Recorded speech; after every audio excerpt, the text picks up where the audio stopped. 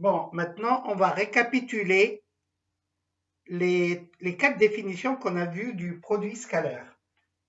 Alors, j'ai un vecteur U, un vecteur V, l'angle entre les deux, je l'appelle alpha.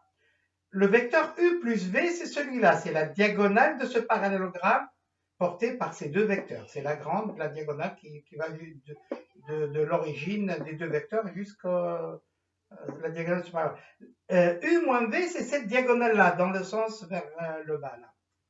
Vous pouvez vérifier après.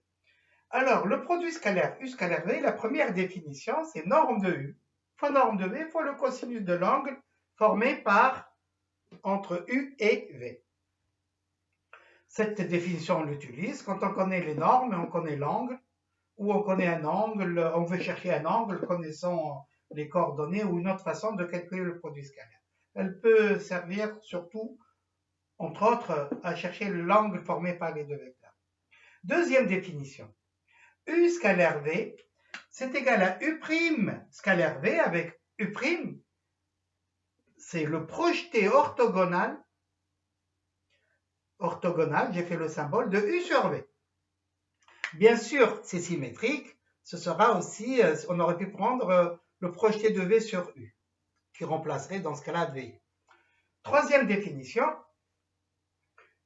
U scalaire V, c'est celle qui utilise les normes. On connaît les normes ou les longueurs des diagonales et des côtés dans un rectangle, un parallélogramme.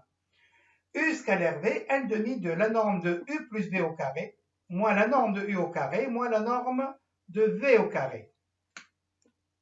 Ou si on connaît la longueur de l'autre diagonale, celle-là plutôt, c'est 1/2 de la norme de U au carré, plus la norme de V au carré, moins la norme de U moins V au carré. Je rappelle que si vous vous trompez, au lieu de faire U moins V, vous faites V moins U, c'est pas grave, puisque c'est la norme. La norme de U moins V moins U, c'est le vecteur opposé à U plus V. Pour le savoir, il suffit de les additionner, vous trouverez que c'est vecteur nul. Maintenant, la dernière formule qu'on utilise très souvent dès qu'on est dans un repère orthonormé, U scalaire V, c'est X, X' plus Y, Y', en base orthonormée avec c'est quoi x, y et x', y'? C'est les coordonnées de U et V. Donc, chaque définition, elle sert dans certaines circonstances, et on peut même utiliser l'une définition pour trouver le produit scalaire et l'utiliser dans une autre formule pour trouver l'angle, par exemple.